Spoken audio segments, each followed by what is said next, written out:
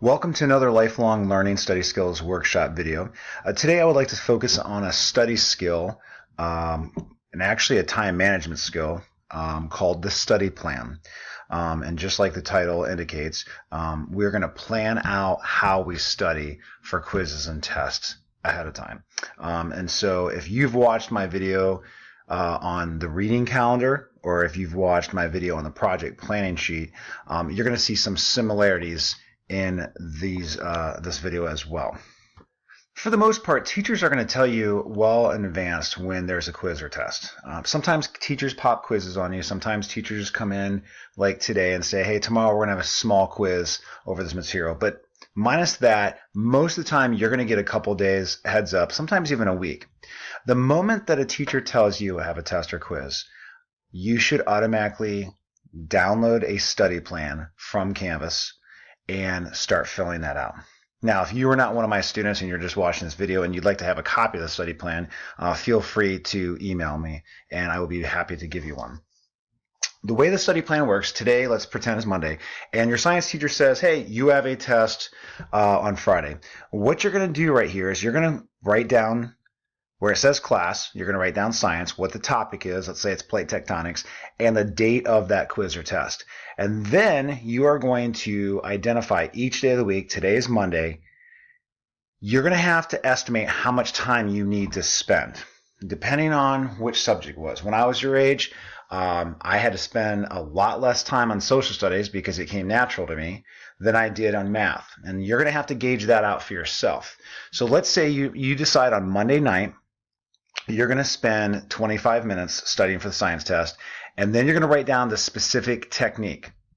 Okay, why am I writing down all of these study techniques and being very particular about it? When there's a plan in place, just like the reading calendar, just like the project planning sheet, again, if you've seen those videos, when you set up a plan with specific details, the job usually gets done, because you're going to hang the study plan on your refrigerator, or you're going to put it on your bulletin board in your bedroom, or you're going to put this in the front pocket of your homework folder or your binder, somewhere where it's visible and it keeps you accountable to getting the job done.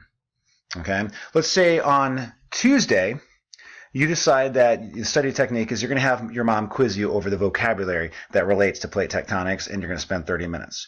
And then let's say Wednesday, you know you have a lot of free time on Wednesday. You don't have any soccer practice. You have no other events. And therefore, you are going to spend 40 minutes that night because you have extra time, and you're going to make Quizlet flashcards. And what's going to happen is once you identify each day of the week before the actual quiz or test, and you identify which study technique you're going to use, then you are going to hold yourself accountable to doing it. Now, can there be some flexibility in this? Absolutely. Let's say you come home and tonight's the night you're supposed to have mom quiz you, but she has a business meeting or something that she can't do that. Can you switch to doing some other study technique? Absolutely. Let's say you come home tonight and you just don't feel like doing Quizlet flashcards, but you want to spend the same amount of time just doing something else. That's okay. Generally speaking, we'd like you to stay focused and do what you said that you were going to do, whatever that study technique is, but there is some flexibility in this.